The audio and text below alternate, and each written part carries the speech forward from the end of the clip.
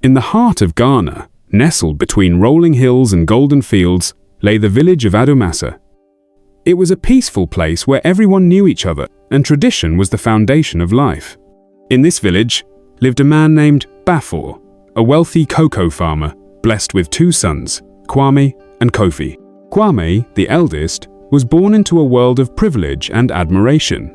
His father saw him as the heir to his empire and showered him with praise, gifts, and attention. From childhood, Kwame knew that he was special in his father's eyes. He grew up with the confidence of a prince, but also with an arrogance that made him believe he was above others. Kofi, on the other hand, was often overlooked. Though he was intelligent, hardworking, and kind-hearted, he never received the same love and attention from his father. He was expected to help on the farm, to learn discipline, and to accept his place in the shadows of his older brother. Though their mother, Abina, tried to show both boys equal love, the favoritism of Bafor created a deep divide between them.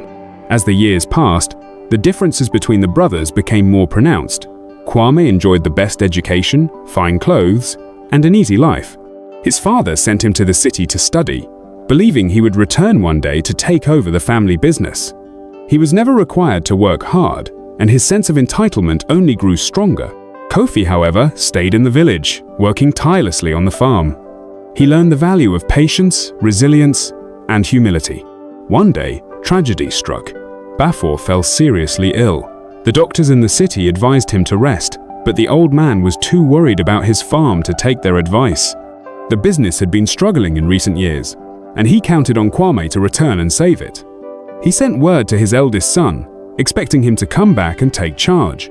When Kwame received the message, he was too preoccupied with his lavish city lifestyle to be concerned. He had spent years enjoying wealth and ease without effort, and the idea of returning to manage a farm was beneath him. He ignored the call, assuming things would work out without his involvement. Days turned into weeks, and still, Kwame did not return. Meanwhile, Kofi stepped up. Though his father had never acknowledged his potential, he knew the farm inside and out. He gathered the workers, reassured the family, and took on the burden of leadership. He negotiated better prices for their cocoa, introduced new farming techniques, and slowly brought stability back to the business. He did it not for recognition, but because he understood the importance of hard work and responsibility. As Bafor lay in bed, watching his younger son take control, he began to reflect on his past mistakes. He had spent his entire life believing that Kwame, the son he favored, would be the one to uphold the family legacy. Yet, in his time of need, it was Kofi, the son he had neglected, who proved to be the pillar of strength. News of Kwame's absence spread through the village. People whispered about how the boy who had been given everything had turned his back on his own father. At the same time, they praised Kofi, who had risen to the occasion despite the unfair treatment he had endured all his life. Even the workers on the farm, who once followed Bafor's lead in favoring Kwame, now respected Kofi for his wisdom and leadership. Months later, Bafor recovered. Though he was not as strong as before, he had gained something even more valuable: a new perspective. One evening, as he sat on the veranda watching the sunset over his land, he realized that his younger son had saved everything he had worked for. It was a painful lesson, but one he would never forget. Kwame eventually returned, only to find that he was no longer seen as the heir to the business. His father, humbled and changed, acknowledged his mistake. He publicly declared Kofi as the true leader of the farm. Though the decision hurt Kwame, he could not deny that he had failed when it mattered most. Kofi, despite everything, did not hold bitterness in his heart. He welcomed his brother back, but made it clear that things had changed. Kwame, for the first time, had to earn his place in the family. He was given work to do on the farm not as a leader, but as a laborer. The lesson had finally reached him. Privilege without responsibility leads to downfall. The moral of the story is clear favoritism in families creates division and weakens relationships.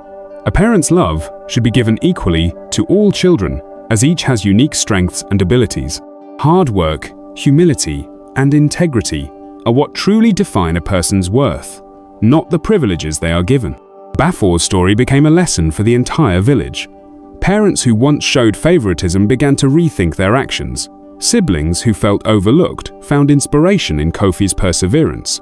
And most importantly, Kwame, the once favored son, learned that respect and success are earned, not handed down. From that day on, Adomasa thrived. Not just because of its rich cocoa fields, but because of the wisdom gained from one family's mistakes. And Bafor, having learned the hard way, spent the rest of his days ensuring that every child, no matter their place in the family, was given the love and encouragement they deserved.